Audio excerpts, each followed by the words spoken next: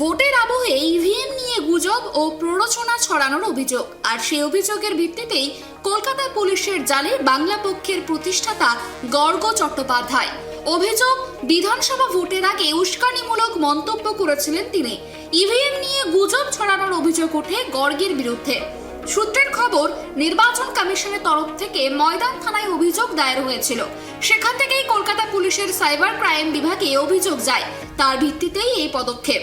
2026 সালের বিধানসভা নির্বাচনের আবহে গর্গ প্রশ্ন তুলেছিলেন, রাতে দেখে শুনে সিল করে রাখার পরেও ভোট গণনার সময় কেন ইভিএম খারাপ হচ্ছে। ভবানীপুর বিধানসভার ভোটার গর্গ ভোট দিতে গিয়ে বিক্ষোভের মুখে পড়েছিলেন। অন্যদিকে ভোট দিয়ে বার হওয়ার আগে ভালো করে ভিভিপ্যাট দেখে নিতেও পরামর্শ দিয়েছিলেন বাংলা পক্ষের প্রতিষ্ঠাতা। তাছাড়া নির্বাচনের আগে কমিশনের বিরুদ্ধে শোভাযাত্রায় অনুমতি না দেওয়ার অভিযোগ তোলে বাংলা পক্ষ। তাদের দাবি ছিল, পয়লা বৈশাখে শোভাযাত্রা বার করতে চেয়ে কমিশনের অনুমতি পায়নি তারা। তদন্তকারীদের দাবি, নির্বাচন চলাকালীন গর্গের ইভিএম সংক্রান্ত মন্তব্য আদর্শ আচরণবিধি এবং সাইবার আইন লঙ্ঘনের শামিল। বুধবার তাকে আদালতে হাজির করানো হবে। নিজেদের হেফাজতে নিয়ে তাকে জিজ্ঞাসাবাদের আবেদন করতে পারে পুলিশ। ডিও নর্থ কমপ্লেন করেছিলেন ডিউরিং ইলেকশনস।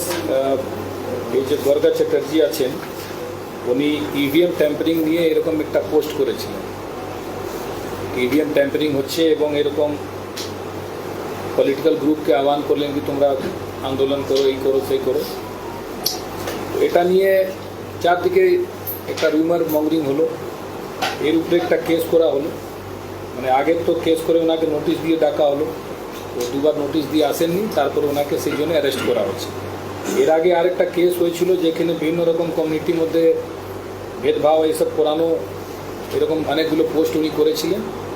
ওই কেসে ওনাকে সোন অ্যারেস্ট করা হলো।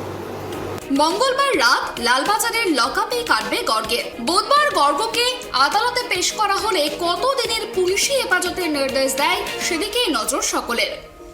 ক্যামেরায় সূর্যশঙ্কর অধিকারীর সঙ্গে অভ্রদীপ দাসের রিপোর্ট, KTV বাংলা, কলকাতা।